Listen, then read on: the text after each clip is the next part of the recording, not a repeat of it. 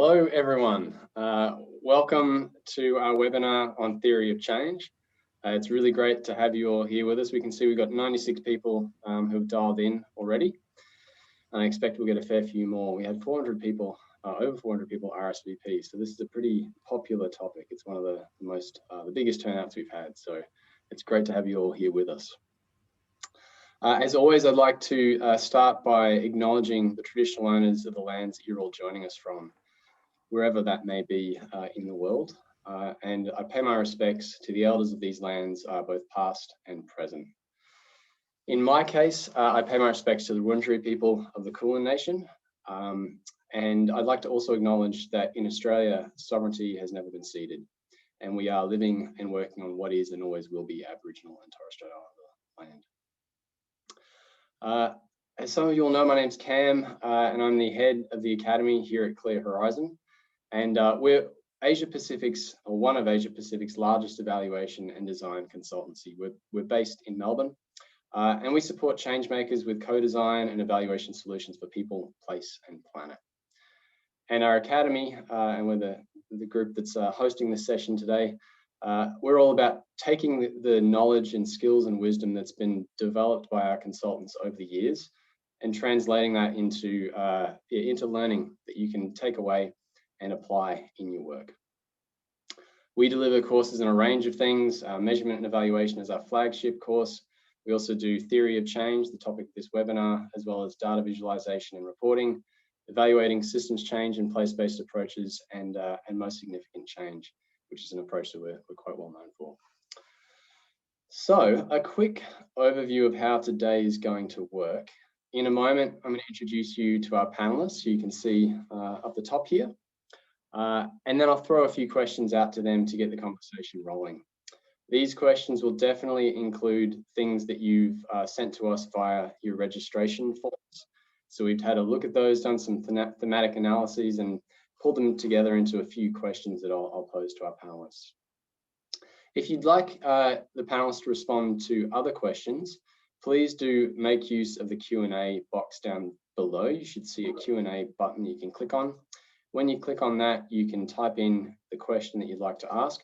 If you see someone's already asked a really similar question, just upvote that question, and the questions that get the most upvotes will be the ones that we go ahead with and ask the panelists. So we do also have a chat panel on the right-hand side if you click on chat, and that's just a great way of having a conversation either with other audience members, or if you don't understand anything, maybe someone's used an acronym that you're not familiar with, just type a question in there and we'll respond to that. But for those big kind of questions you really want the panelists to answer, put them in the Q&A box. We'll be recording the session. You can see that up in the left-hand corner of your box, and we'll be sending out the video of the recording. Should land into your email boxes tomorrow. So watch out for that. You don't need to take any detailed notes. You can just refer back to that if you like. And please do share it with any colleagues you think might benefit as well. So without further ado, I'd now love to introduce our panelists. Jess Dart, who you can see on the top left-hand corner of your screen, and Rachael Wilken. So welcome, both of you.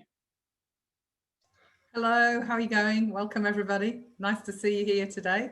And lots of people that I know, no doubt, on the webinar. Good day. Thank you both so much for joining me.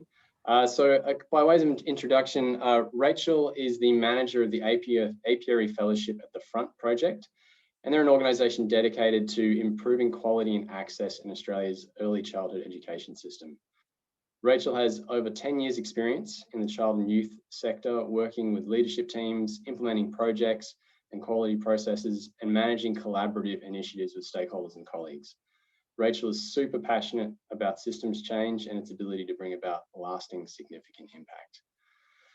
So thank you so much, Rachael, for making time to come and speak with us today. I have a question for you. What is it in particular about systems change that really fires you up? What do you love about it? I think for me, it's working with the whole picture of social issues, so we can surface inequities in society, influence both upstream and downstream. And I really love being that small cog in the gear that can propel you much further in social change. So the pedaling can be hard for sure when you're dealing with mindsets and behaviours, but the return on investment is so significant. Fantastic. And the pedaling's made lighter when you can pedal with other people as well, other partners. Right. That's great. Thank you, Rachel. Thanks again for being with us. Jess is the founder of Clear Horizon and the creator of collaborative outcomes reporting technique and the co-author of the Most Significant Change user guide. Welcome, Jess. Thanks again for joining us. You're a regular with us in the webinars. So you've been doing theory of change for a hell of a long time, almost 2 decades now. What is it in particular about theory of change that's managed to maintain your enthusiasm for it over the years? Well, I think theory of change is the gift, the tool, if you like, that keeps on giving, the gift that keeps giving. I feel like I'm still learning. And I don't know if you have tools like that you use for 20 years and you're still learning, you're still changing the way you do it. It's very versatile, and I think we can be more bold about how we use it and use it in more ways than perhaps people are used to.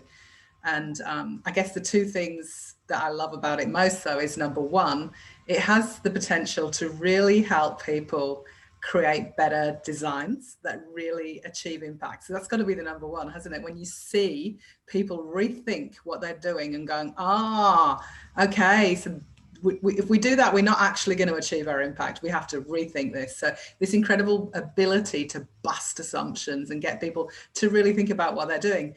And secondly, I've got to say that because it's actually really good. It's just a really great thing to do if you're trying to build a measurement framework. I don't know how you build a good measurement framework without a clear theory of change. So that might not be quite so exciting, but it's a very pragmatic reason to love it. So 2 reasons to love it. Fantastic. Thanks, Jess. Based on the information we received from all of you in the sign-up forms, it seems like we've got around 2/3 of you who would classify yourselves as intermediate or above in your experience with using theory of change, and then 1/3 who classify yourself as beginners. So we're going to do our best to cater our answers to both of those kind of spectrum, or to the full spectrum of people and their experiences. And we also understand from your feedback that you really want real world practical examples of how we apply theory of change. And so we've definitely got that covered for you today. So moving on to our first question, Jess, what is a theory of change and why do you feel it's important for MEL work? And you've already touched a little bit on that, but yeah, please expand. Oh, you're on mute. Sorry, classic, hey, mute. I'm just going to talk through a few slides about what is a theory of change and show you an example as well in the slides here. So whenever I start talking about theory of change, I always try and explain, first of all, that it's a powerful thinking tool. It's not a design and it's not an M&E plan. You shouldn't try and make it that. Instead, it's a tool that helps you do that. So a bit like a mind map, you know, those funny little mind maps you used to do before you handed in your assignments. It's a bit like one of those, but it's a special one because it's about cause and effect. And in particular, if we can map this out, it can really help us get clear about how our outcomes can be achieved. It really helps us to think about exactly how our activities are going to lead up to the outcomes. That is the really important part. And when you've done that, it can help you articulate a really clear narrative for why you're doing what you're doing, which can help you get funding and things like that. So useful. But it's ultimately about these cause and effect relationships between the intermediate outcomes. Go to the next slide. So it's important to know that it's not a sequence of events. I see people getting mixed up with process maps and theories of change. So it's not just about we did this and we did that and we did this. It's about we did this stuff and we're hoping it will lead to that. And we're hoping it will lead to this. And we really hope it will lead to that based on a set of assumptions. So it's about consequences, expected consequences. That's what we're mapping out. And often you work, it says backwards, but sort of downwards. You work from the vision down is a very strategic way of doing it. So people often do that, although it's challenging. And of course, when you get it clear, it helps us work out what to measure and evaluate and report on progress. Next slide, please. Here's me standing in front of one. Yes, in the days where we did face-to-face workshops. And like, you know, this is just a magic wall that we stuck things on and moved them around. But you can see that there's often theories of change have got multiple pathways. They can be a bit messy. It's not, I guess the key thing to note from this diagram is it is not a table. It's often a diagram. And we want to see from the bottom all the way up, we want to see how things are linked up. We want to be able to see how the pathways work. So that's an example. Now I'm going to give you a more nuanced example. So let me walk you through this example of, it's set in Vanuatu.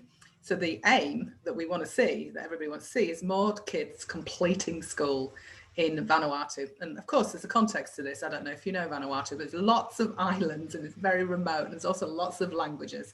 So often kids do not complete school. So what are we going to do? Next slide. So what we're going to do in this program is we've got a few sort of big levers for change, big activities, if you like, areas. We're going to engage with the community to help build the importance of evaluation. We're going to give some fee subsidies so it's not too expensive to go to school. And we're going to make sure that there are actually facilities in the right places by working with local providers. This is the problem with a remote island context, that we need to make sure that we have facilities and equipment in the right places. So what does that lead to? Next slide. This leads to, hopefully if all works, because this is our expected consequences, yeah? We hope that this will lead to communities valuing education, demanding quality, and kids with special needs being able to access and engage in education.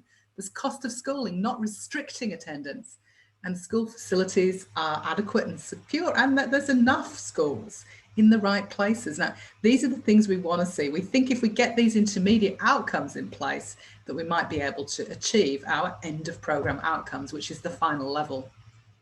Next slide. Thank you, Amina. So there on this slide, so this is what we really want to achieve within the scope of the program. These are outcomes that we want to achieve by the end of 5 years, let's say, if all our assumptions hold true.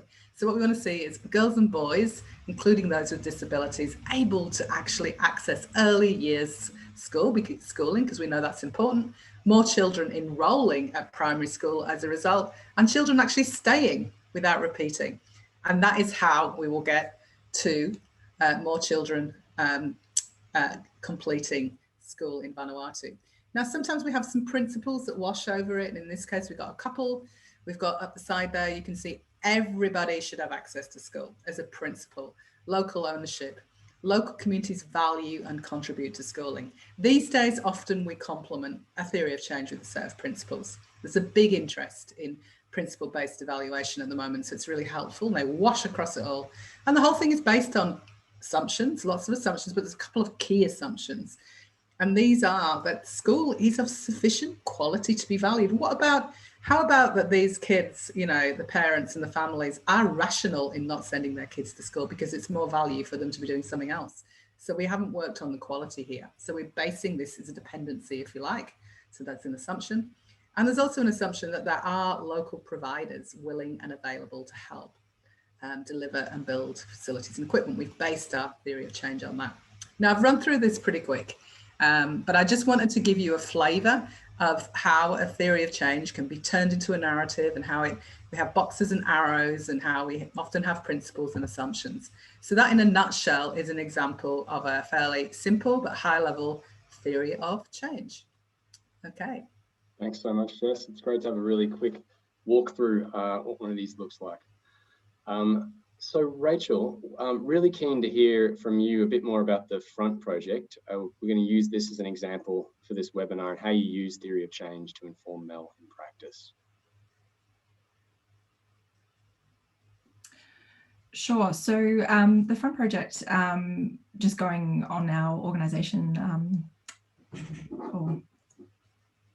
our mission and the impact that we're wanting to see. So we believe that the quality of early childhood education will give all children the opportunity to thrive regardless of the challenges they face. So we believe this will lead to a smarter and more successful Australia. Concretely, we work collaboratively with the sector, and we also look at the whole system as a whole, so policy, practice, research, to improve early education access experiences and outcomes for children and families. And we create this through advocacy, research and collaboration ourselves. The outcomes that we're looking to achieve are, we've got several levels, just looking at the theory of change that we've developed with Clear Horizon.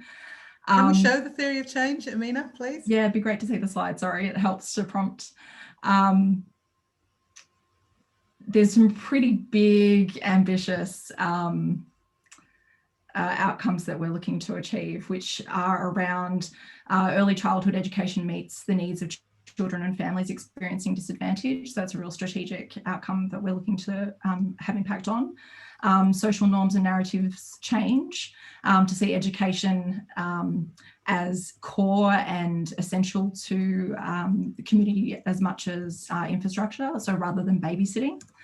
And also that teachers and educators are skilled professionals who are respected and well paid, and have influence in their schools and sectors. Does that answer your question, Cam? Yeah, that's great. Thank you very much, Rachel. So you've been working with Clear Horizon over the past year, I understand, to refine this theory of change, and from that develop a really solid and actual MEL plan. It's a substantial investment, particularly for an organisation that's new and is just starting up. So why was this piece of work so important to you? We invested because we're a startup. So we need to ensure that our funds are being directed to where they'll have the most leverage. And that means we have to be committed to a timely cycle for learning, adapting our delivery. We need to have regular checks to keep our focus on the outcomes we're looking to achieve, help make sure that we're not drifting.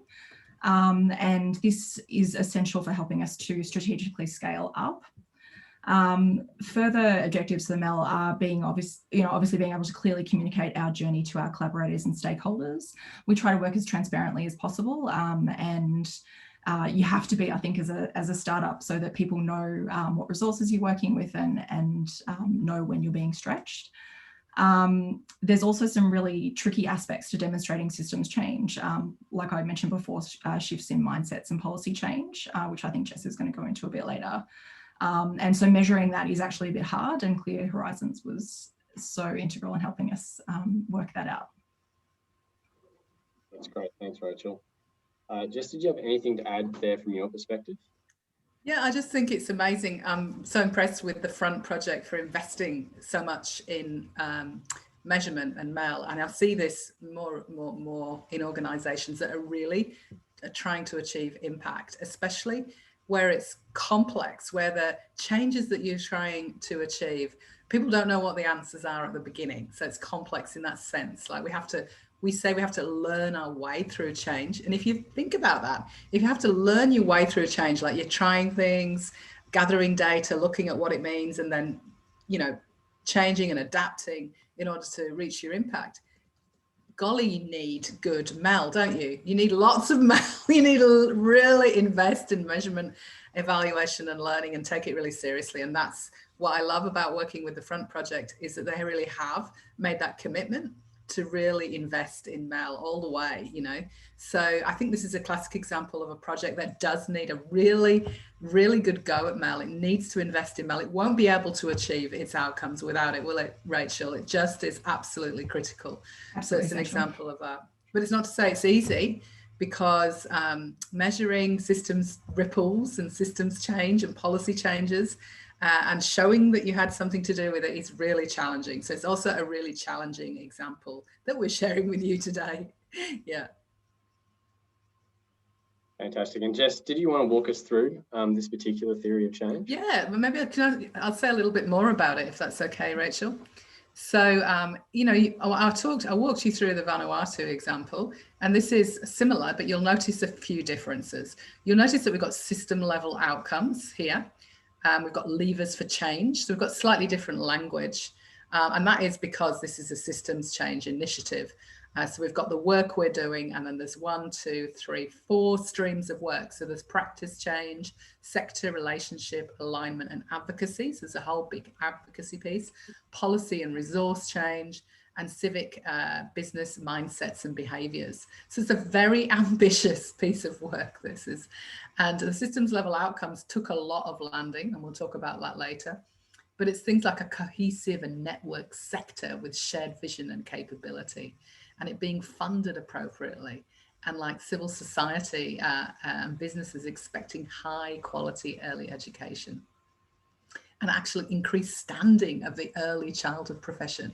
So these are quite different types of outcomes, but they ultimately all feed up to having all Australian children thriving from the start and driving our national prosperity. It's an example of a sort of systems change initiative and how the theory of change was developed. So this is actually, it's a bit funny, isn't it, Rachel, because it's called the Front Project, but it's an organisation. So just ignore the word project and think this is an organisational level theory of change. But it also, you'll find out, we also had to break it down into smaller packets of theory of change too.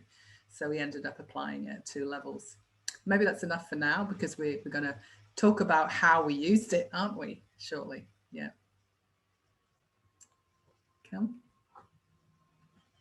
Oh, is Cam frozen? Are you there? Oh, look like we've got a frozen Cam. Okay, so we're going to have to ad lib a little bit here because our presenter's frozen. So where were we? Are you back, Cam? Oh, lovely. Apologies, I have no idea what happened. So I assume you just finished showing the theory of change. Yes, that's right. I just finished. I was just saying, Cam, we finished. So you're back now.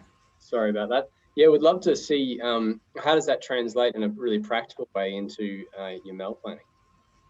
Yeah. So what we're going to do now is we're going to talk through how we went from theory of change to measurement, because I think this is a really interesting point, isn't it? You can build your theory of change for strategy and to get clear, but how do you actually use it for MEL? So we want to sort of try and walk you through how that happened. Well, first of all, I'm going to show you the sort of like overarching MEL system that we built. Now, it is a little complex, so I apologize for that. It's organizational level MEL. So what we had an umbrella in this grey box here. We had what we called an umbrella MEL for the whole organisation. And that contained things like the theory of change, but not only that, it had an inquiry framework, principles for how we would apply MEL, some questions for organising it all, some common indicators, an implementation schedule, and a toolkit to guide. But then we broke it down, and this is the interesting piece. We broke it down into 5 plans, which were aimed at the sub-initiative level you see underneath here. So we had one for research and policy, one for the apiary, one for which Rachel leads, future tracks, campaigns, and leaders. So we developed 4, if you like. We call them mini theories of change, and we developed mini MELs for them. We like the word mini, obviously. And then we were able to work out exactly what the indicators should be for each thing. We could then roll it back up and use that to understand what's working and what's not, and iterate the strategy, and round we go. So I guess the key thing to note here is there's an overarching MEL framework, and then we broke it down into mini MELs, as we call them. Yeah, but should we have a look at the steps? I don't know if you want to talk through this. Rachel, you want to talk about how we actually built it? Yeah. Yeah, so looking at your PowerPoint, Jess, that's exactly the process we went through. There was a lot of scoping and consultation with the team. So from my understanding, I joined the project in the second phase, but we had, we've basically got 3 phases of this project. The first one was the overarching theory of change scoping, and that involved, I think, a 1-day workshop with the team. Please correct me if I'm wrong. And that developed the theory of change that, or the earlier version of theory of change that you've just seen. And from that there, we went into the workstream theory of change workshops, which were a group of 2 workshops with the work streams. So the planning workshop, and then there was a drafting of the theory of change. And then we got together again with Clear Horizons and looked at our measuring, where we could, the sites of measurement. Great. And so what were some of the maybe challenges or difficulties you encountered in the process, particularly given, this was developed during the era of COVID, so you would have been 100% online. Yeah, why was it a well-suited, I guess, theory of change as an approach? That reminds me, Cam and Rachel, that wasn't a one-day workshop that we did. That was going to be. It was going to be a one-day face-to-face workshop, that top orange one, but we had to break it down into a series of shorter workshops because that's when COVID happened. So everything was done. You'd be interested to know all of this was built using, we've never actually met, Rachel, have we, face to face? That seems really strange. No, not face to face. We've never actually met. Yeah. So it's entirely virtual. The whole journey has been virtual. Right. And it started with this planning workshop was just about where we were going to come together and we couldn't. So we broke it up, and you can't sit on Zoom for a whole day. It kills you. So we broke it down to sort of sessions. I don't think we ever had a workshop that was more than 2 hours. So we broke it down to a number of sessions, which is one thing we had to learn to adapt. So that was a challenge, making it all remote. And we also realized, didn't we, early on, Rachel, that we didn't need to have everybody at every workshop. And that's why we broke it down into the streams, really, so we could work with 3 or 4 people to sort of build out each part for efficiency's sake as well, I think. Yeah. Yeah, absolutely. I think when you reflect on the COVID year that was, I think this was actually the perfect approach, breaking it down into small chunks. It managed the team's availability and bandwidth. And it also gave us thinking time in between. I think one of the challenges we faced is that we, as a team, needed lots of thinking time. So sometimes we weren't ready by the time Clear Horizons was ready to jump back in. So that's something from our end. But I think those little chunks and the time in between to reflect on the flow of our activities through to our outcomes was really, really helpful.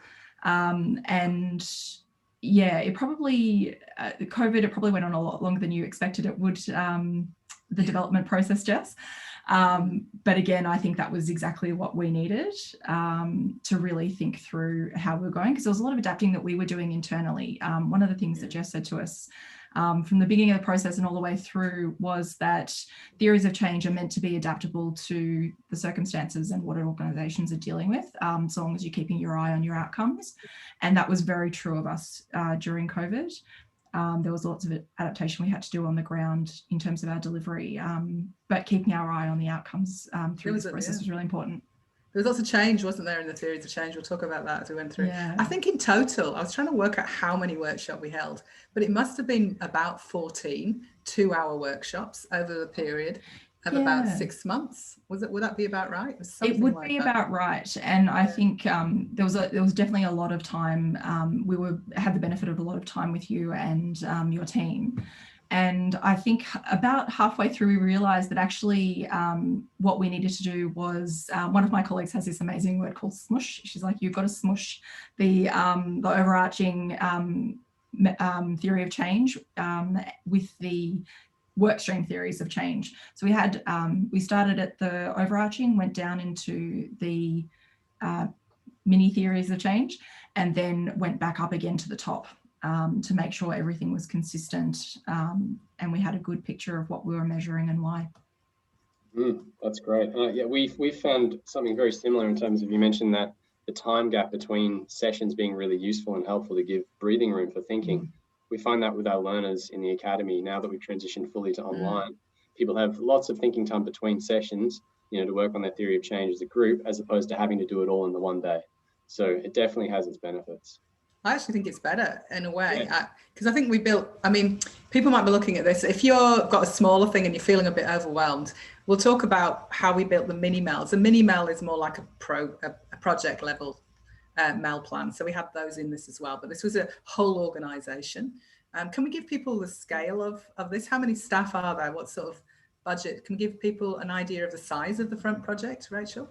Yeah, I think I mentioned earlier about this, scaling up. So when I started with the front project in April last year, we were about 8 people and we are now 14. So you can sort of get a picture of the growth of the organisation and the scale just through that jump alone. It's quite a substantial framework, different levels. So there's a bit of interest to dive into, really understanding how the theory of change directly translated into the MEL system. Yes, we've got a few more slides to show you. Should we go into that now? Yeah, let's pull those up. So let's share the next slide, Amina, if that's okay. Just lost my screen for a minute. Don't you love technology? Okay, so yes, if we can go down to slide number 19. Yes, so the steps, what we did was, so we clarified the organizational level outcomes, which you've just seen. And then what we did was we chose like parts of the theory of change to really step out in more detail, and then pulled our measurement points from there and built a measurement framework around these. So they're the steps. I'm going to actually show you this. If you're wanting to see a practical example, here it comes. So if we go to the next slide. So here we took, let's say we took this part of the theory of change, which was one group of people responsible for this work, which is sort of the aim is to influence the dominant narrative and mindsets around what the early childhood sector is. And so that was quite an ambitious sort of outcome. So the first thing we did was in the work stream, we stepped it out. So if you can go to the next slide. So this is more like a project level theory of change, if you like, but the same outcomes there, but stepped out in a lot more detail. So we did sub theory of change work. So once we got this clear, you see we've highlighted one. We chose particular outcomes, and you'll notice they're all worded as outcomes, and they're all worded in simple language, in simple tense, so they're worded as an end state. So it's not we will do this, it's language around early childhood education changes. So then we chose measurement points from here. We chose them in a Zoom meeting where we said which things should we measure. We don't need to measure everything, which bits would be really helpful to measure, and we highlighted them, and then we basically plonked them straight into a measurement table. So let's go to the next slide. So we plonk it in there. That's straight from the theory of change, exactly the same language. We've selected it, we've decided we want to measure it, and then we think about, okay, what will the measure be? So key influencers adopt the core message is what we want to see. And then we think about, well, what evidence will we need? So this is a real, and I've chosen this one to share with you because it's a typical, really sort of like, what's the word? Intangible outcome. Like, how do you measure that? There's no obvious tool to measure whether the narrative is changing, whether people are speaking differently. So we actually developed a bespoke tool for that. So we said, okay, let's develop a sort of a scale or a rubric to describe what the language would be like if it was good, and what would it be changing, and what is it like now. So we developed scale. I'll show you that scale shortly. So we called that a positioning and portrayal scale, which we developed. We sort of stepped out what this outcome really meant, and the idea was it would be checked every 3 months. And the way it would be checked, the actual tool, would be to sample a number of key organizations. So to take 6 organizations who are influential, look at the way they're talking about early childhood, look at the websites, and look at any chat on social media, and sort of like score it really, and see whether there's any movement as a result of the work. So that was one example of a tool. I'm actually going to show you the tool next. Let's go, just so to finish it off and land you with something very practical. If we could show the tool. My screen is being a bit funny on me. Here it is. There's one step before that. So the toolkit was, we have obviously data collection tools, then we have judgment tools, and that's where the rubrics fit, and then reporting tools. But I'm just going to show you a judgment tool. But of course, we had to actually collect data such as social media data, and we had survey data, and we had an impact log, and we had various ways of bringing data in. But very importantly, because this is a systems change initiative that's complex, we wanted to translate those smaller pieces back up into higher level measures. So I'll just show you the tools so you get the sense. So these were bespoke tools that we built to really measure the outcomes we were interested in. Can you just go to the next slide, please? So next slide. Yes, so this is an example of a rubric that we built together. Again, this was built on the Zoom, wasn't it? I can remember some strong conversations, Rachel, when we built this one. Do you remember? Yeah. Absolutely. And so it's got 4 levels. It's got nascent, so it's sort of the language it's more about babysitting, and it's not very mature, the language, to develop incoherent and transformed. And we sort of like described it in paragraphs, what it might look like. And then we could take a website or a piece of media or a chat box, and we could say where it was at. And we did sort of audited what was going on every 3 months. And that's what we're starting to use now. So this is an example of going from a theory of change, selecting an outcome, and actually building a tool to measure it. And we did that for each work stream, there would have been about 10 measures that we developed like that. Not all of them had rubrics, just a few of them that were more complex had rubrics. Yeah, so there you go. That's a concrete example, and I'm sure it seems to have raised lots of questions. Yeah. Yeah, we've got 6 questions in the Q&A area. Should we stop sharing for a minute now? Yeah, thank you. And we've also got a lot of comments coming through that some people aren't able to upvote or comment on other people's questions. So apologies for that. I think it might be to do with whether you joined via a browser or the app. We'll look into that for the next webinar. So yeah, in going through this process, which sounds like it was incredibly comprehensive, you had 14 or so sessions, were there any big surprises or changes that emerged through that process? Yeah, there were a few really scary moments, I think. Shall I go first? I remember, you know, we built the theory of change, the big one for the organization, and then we meticulously worked through every single work stream, and then we put it back together, and we're feeling really pleased, and we shared it. And a new person came along to that meeting, and they were like, yeah, but where's the systems level outcomes in this? Where, you know, and they challenged us, and that really made me really made me go, oh my God, we managed to fix it up without too much problem. But it just makes you to show that you've got to keep thinking about the outcomes. The systems outcomes, they're a bit slippery. You can forget what they are. You can get a bit transactional. And so that was my learning. That was one big moment I remember. Was there any key moments for you, Rachel? I think always that bringing a new person in is always a bit alarming when you've gone a certain way down the road. But I think for me, like the big surprise, or not surprise, but the big change to the process that we had stepped out was that sort of going from top down and then back bottom up again. I can't stress how important that was in the end. But it was something that we just hadn't anticipated at the start. That was, emerged as a clear need. It's a good way to do it too, is to start from your organization, sort of map it out, what you think it is, do your best, and then work from the bottom up and actually say, well, what are we doing and what are we going to measure, and and then go back to the organizational and fix it up. I think that's a really clever, that was a really neat way of doing it in a way, wasn't it? And it did change a lot, didn't it? From the first theory of change that we developed a little bit in the abstract to the one that we grew from the bottom up. It changed quite a lot. One of the main changes I remember, Rachel, was that at the beginning it was sort of a bit activity. The pillars were more around, this is our research, this is our comms. And by the end of it, we got levers for change, and it was oriented more around outcomes, and it looked quite different, didn't it? It did. It was really clear. The process we went through made it really clear about, because the different work streams obviously contribute to similar outcomes. If you're ordering your theory of change just based on your work streams, it just doesn't really flow or necessarily make sense.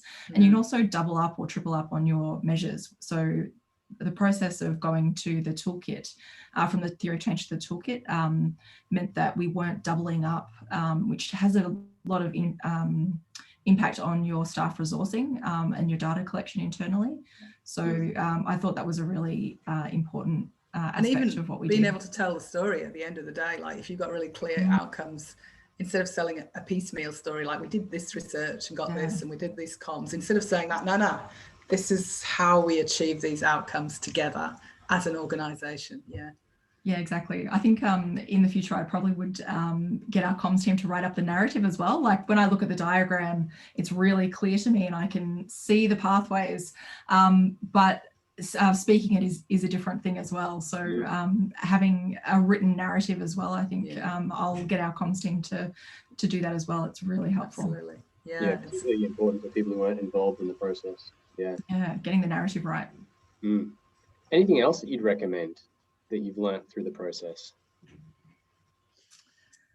Well, I guess there is this question of like, who you involve when and how you break up the work. I think we learned a lot about working remotely and breaking it up, sort of getting everybody on board at the beginning and have a big picture and then diving down and going back up again. I think that was I think I'd do that again. I think that was an efficient way of working. I think we've got a good thing at the end. Do you think so, Rachael? Yeah, absolutely. I think the big challenge for working online is that aspect of creating ownership with the teams, because you do drop in and out, involving them as we did so early in the process. Like sometimes there's the temptation to keep the development at a leadership level, perhaps, and not dip down too far into the teams. But I think it was really important that we involved everyone from the start, because now as we head into phase 3 of implementation, there's real ownership that is actually hard to gain face-to-face when you're not face-to-face. Part of that ownership wasn't, we haven't actually said what platform we used. We used, we just used Google Slides, which is a virtual, you know, people themselves could move the boxes around and write in. So it wasn't just us driving it, it was people were jumping in and moving things around themselves. So there was a hands-on element to it, which is important. Yeah, definitely. Absolutely. That's great. Thank you both. Really want to make sure we make enough time for audience questions. We had over 100 questions that came through. Oof. Some of those have been answered already. There are a few that I want to make sure we make time for. And then there's also the ones that have come through today in the Q&A. So we'll be zippy here. So one of the challenges in MEL is you often can't measure your ultimate end goal, what you're ultimately trying to achieve in the theory of change, because it's not very easily measurable. It's somewhere out there sometime in the future. The question from the person is, how do you build a narrative over what you can measure and demonstrate through your theory of change that gives you sufficient confidence that you may be achieving or on your way to achieving that ultimate end goal? It's a great question, isn't it? And it was very relevant for the front project, because often people set their outcomes so high that they're not going to be able to see any change. And so to me, this is what theory of change is all about. It's about stepping out the intermediate outcomes that show what change will happen on the way and getting really clear about that. And then maybe bringing your line down a bit, saying, well, this is where we'll get to in 3 years. This is where we think we'll get to. And then really making sure that you're measuring those intermediate things, but also developing your narrative of like, we're doing this and this is where we've got to in order to achieve that. And this is the evidence that backs that this is a valid way of going. So I think you need to build out that narrative that Rachael talked about. You need to talk about what you're aiming to achieve and how it links to those longer term goals, and link them with evidence. You know, talk about why it is important that to address the workforce, for example. So the front project, your ultimate outcomes are all about, what were the ultimate outcomes? They are all Australian children are thriving. And yet that's a long way from what we're doing, isn't it? So why are you working on the workforce? You need to be able to explain that. Do you want to add in, Rachael? Because I think it's very pertinent to the front project. Yeah, I think you're describing it really well though, Jess, but it is about, for the systems change project, it's that incremental changes along the way. And the theory of change process really helped us pull out and sort of get us show or demonstrate the journey from A to B. Because you can't measure that all children in Australia are thriving based on and attribute that to our work solely. Like that's just you not can possible. measure it, but to show you can measure it, but to show that it's as a result of our work is just not possible. So that incremental approach and the intermediate outcomes and work really helped us, and we pulled out the items from that or the sites that we could measure from that. And we definitely moved it down, didn't we? It's quite common when you do theory of change, you start to really look at, and are we really going to achieve that in 3 years? Is that in our scope? And you move the line down. That's a very common thing that comes out of doing theory of change work, even when you're doing it for MEL, that people lower their outcomes a touch, get more realistic. Yeah, when it came to measures. From world peace. Yeah. What was in our sphere of influence, I think was the question you kept asking us, Jess. Yes, I asked you that a lot, didn't I? Is this really in your sphere of influence? Yes. And that was really helpful. Yeah. That's great. So I can appreciate that some of these diagrams start to get a bit unwieldy and can look a bit messy. So what's the best way to produce an accurate yet not visually overwhelming version of these theory of changes? Yeah, you have to have more than one version of the diagrams. So the one we showed you was pretty much the workhorse. You have when you build one, it's like a workhorse. It's for you, it's for your teams, and it's for people building the measurement framework. It needs to be quite detailed, but it's no good for communications, and probably looking at the one we showed you was a bit overwhelming. It wasn't really for you in that sense. So you can create beautifully graphically designed, simpler versions of that. Once you get it well, there were 3 pillars, so you can show the 3 pillars, and stuff like that. So often I'll encourage people to make maybe even 3 or 4 different versions. It's the same theory of change. It's just the level of detail that you show. But the ones we showed you were not for comms. They are for MEL, for working out what to measure, and you need a detailed one for that. It's easy to go from a complex one to a simpler one. It's not easy to go from a simple one to a complex one. You need the complex one first. Yeah. Great tip there. Thanks, Jess. So really quickly, 2 questions. What's the difference between program logic and theory of change? I saw we kind of used 2 interchangeably there in the slides. Yeah, what's your understanding of that, Jess? Yes, and I noticed the original question said, and does it really matter? In my view, it doesn't really matter that much, because I struggle as a consultant, because every organization I go into calls things different names. And in Australia, people are tending to use the term program logic in a bit of the way that in international development, if you're from that sector, you might call it a theory of change. And we work in both. So I sort of just go, what do you want to call it? And what do you want to do? And that's what I do. But there is an academic difference between, if you want the definition, I would suggest you read Sue Fennell and Patricia Rogers' book on purposeful program theory. And in that, they lay out a difference, and they basically talk about a theory of change being more about change, about describing how change happens, and a program logic is how we will implement it. So how you see a difference, a program logic happens after a theory of change generally. It might include outputs. It's very clear on the activities. The outputs will lead to this. It's all about us, about what we're going to do. It's in the sphere of the program, whereas a theory of change, it doesn't have to have any activities in it. It's a diagram about how change happens. So you often do that first to get really clear about change. So it doesn't need to have activities in it. It doesn't need to have any outputs in it. It can be swirlier. Some people use if-then statements. Some people have diagrams, but it's an earlier version of a program logic, if you like. The program logic is what we are going to do and be held accountable for. So it's much more of a project management tool. That's the sort of key difference they would include. And yeah, so maybe that will help you. But if you want to look in detail, look at that book and the definitions in there. That's great. Thanks, Jess. There is a lot of overlap. Yeah. We can drop a link to that book into the chat. We've got another question here from Ria, and this is the top voted question in our Q&A area. I'm beginning to appreciate the value of assumptions to a realistic and achievable theory of change. Can you share some practical tips on how to come up with solid assumptions and maybe how to test them?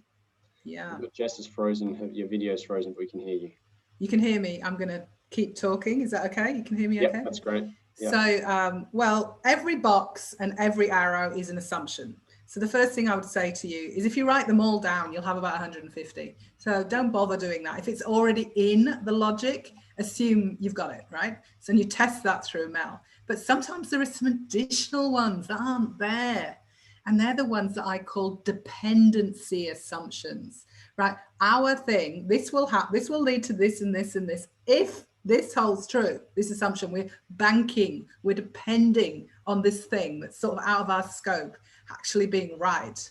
So it's stuff that you're resting on, you know, you're not trying to change it. You're just assuming it's going to happen. You're banking on it. So you need to be really clear about what they are, because if they are wrong, you might not work. So you really need to try and find, we call them the killer assumptions. That's what we're looking for.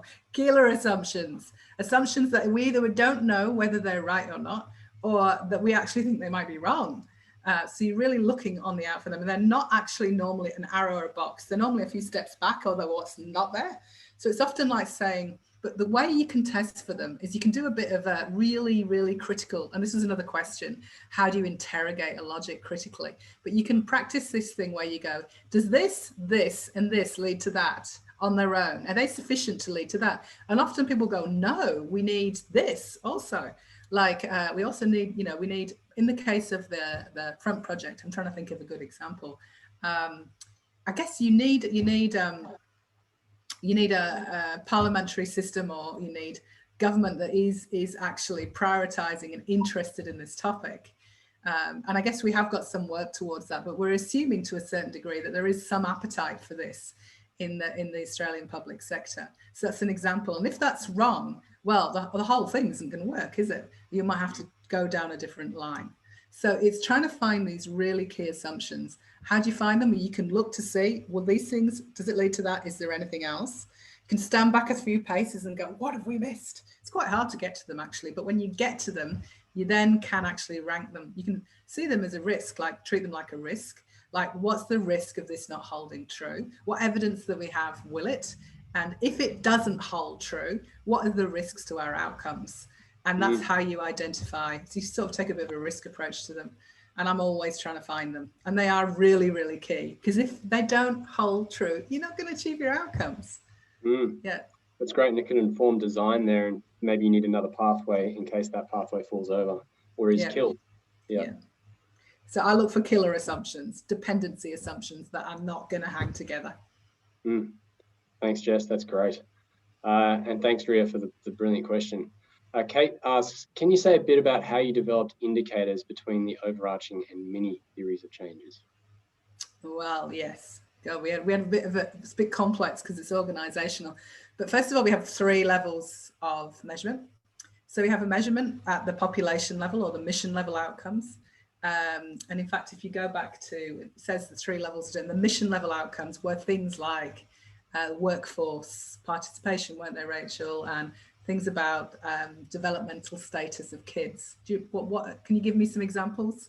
Rachel, you know it better than I do. A couple of examples of the population level indicators. That is actually stretching me because I'm not a content person. I'm the process person. I put you on the spot. Sorry, our research manager developed all the indicators. Actually, I couldn't. Sorry. I remember there was one about workforce participation and and wages and things like that of early childhood workers. So it's right up there at the population level, and we collected that from public data. So that was one level. The second level was about the intermediate outcomes and about the work which was in our sphere of influence. And so we had measurement at each stream level, and we aggregated that up to the organizational level. So what was the third level? God, you really, it's amazing how you forget, isn't it? The 3 levels were 3 levels of change. Mission, systems are influencing work. So there was systems level change, which is that high level outcomes. We were actually also measuring our reach. That's right. The sort of just basic, how many people engaged in the website, how many people were part of the training, who did we reach, and how much did we produce? So we had 3 levels of indicators, and there were some consistent ones for each level. So hopefully that helps you. But we went straight from the theory of change and we plucked them out and we put them into a measurement framework and we worked out what to measure. Hopefully that gives you a sense. Quite physical. That's great. Thanks, Jess, and thanks, Kate, for the question. Lewis asks, what are some good ways to adapt your theory of change as priorities or knowledge change? And how do you plan for this adaptation? Adaptation is the word of the year, isn't it? So yes, I first of all try and think about what are the anchors, what do we not want to move, right? So for me, often the anchors, I know it sounds strange, but the principles are often more enduring than even the outcomes.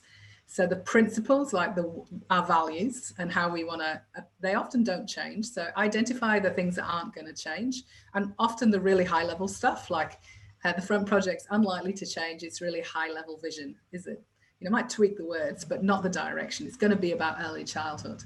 So those things will probably stay the same. So identify what's staying the same, and then look at what's changing in the context, and look at what's no longer going to work. And so I often do this framework called keep, drop, create. What do we keep? What's still relevant? What do we need to drop because it no longer meets the existing context? And then with what's being dropped, how do we still achieve those outcomes in a different way, and what do we need to add in? So I very much use the theory of change to guide the adaptation process, and I think it's a fantastic tool for that purpose. So yeah, lock in your anchors, get rid of the bit that's no longer relevant and add the new bits in. Thanks, Jess. And how would you, this is a question from Matt, how would you tease out the role of the program or service in achieving change? We've kind of touched on this a little bit, particularly in a complex environment where lots of other things may be contributing. Well, that's attribution, isn't it? I mean, like that's a question about how you actually work out it was you. And so, I mean, that's into evaluation theory a bit. And we use contribution analysis. And we've got this neat little tool, if you want to have a look at it, called the What Else tool, if you want to use it. But at the theory of change stage, what we do is we spend a lot of time with organizations talking about the sphere of influence versus the sphere of interest. So the sphere of interest is what we want to see happen, like we want all kids to thrive, but we've got to be a little bit humble about our role in that. Like, what is it in our sphere? Where will we actually see things move because of us? Like what's in our sphere of influence, or at least in part by us. It doesn't have to be, we don't have to be the only players, it could be others too, but where can we trace where we've been? And we call that the sphere of influence. And so we really push people, we push the Front Project to really get clear on that. So you stand a much better chance of then when change does happen, to be able to analyze and look at whether it was you that led to that change. But if you just stay up in the clouds, you're not measuring the right things. So theory of change can line you up in the right direction, but it can't take you all the way there. You're going to have to use some fancy evaluation methods to actually finally work out your contribution. Great, thanks, Jess. Getting close to the final question here, I think this might have to be it. From Ian. Ian asks, curious about the people in the room and diverse ways they see how change happens when putting together theory of change. For instance, a comms person versus an academic versus policymaker, how they see things different. Well, that was the joy of diversity, isn't it? That's why we had such a good time at the Front Project, is we did have all those people in the room and we argued with each other and we fought it out and things moved around a bit before we landed them. That is the whole idea of theory of change. It's not just for one person to sit in a corner and read a book and write it down and say, here it is. You know, actually need to contest it with each other and bring the diversity of thought to the table, and that's how it gets stronger. And I would add in, people often ask how evidence is used. It's also really good sometimes to do a bit of a horizon scan and look at how other people have done things and bring that thinking in. But there were so many people who knew that stuff already because they're subject matter experts at the Front Project that we largely worked on the people who were there, and all the research that had been done prior to that had been done. So we could benefit from that. Is that right, Rachel? Do you want to comment? Yeah, I would say from that, giving that, again, that process perspective, it was really important for us to have the broad representation of the organisation in each of the work stream theory of change development sessions. So we always had a comms person, we always had a research and policy person, and we always had the programmatic representatives as well, so policy and future tracks and my program, the apiary, because we all think about things in a different way. And I guess that's the advantage of the small startup. It would be harder in a large organisation, likely, but making sure everyone who would contribute to that program or area of work that was in the room was really important. You get that full picture when you have everyone in the room together. Get away from that. That's fantastic. Thank you so much, Rachel, and thank you so much, Jess. I'm always blown away by how much I learn in these things as the host. It's an absolute privilege to host you both today. And yeah, hopefully one day, Rachel, we can have you back for another session down the road, maybe to hear about how things turned out with your implementation. Yeah, implementation. Yeah. Oh, the rubber hits the road. That's the exciting next bit, absolutely. Yeah. And thank you all to our participants as well. Some really great questions that came through and really good engagement in the chat. So thank you all for your participation. We do have a course on measurement, evaluation and learning coming up. And the information about that will be in the email we send out. It does include a module that has 3 weeks on theory of change.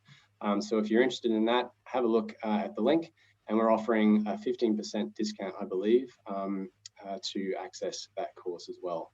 So thank you all again, and have a great week, and we'll see you at our next webinar. All the best. Bye-bye, everybody. Thanks for the great questions.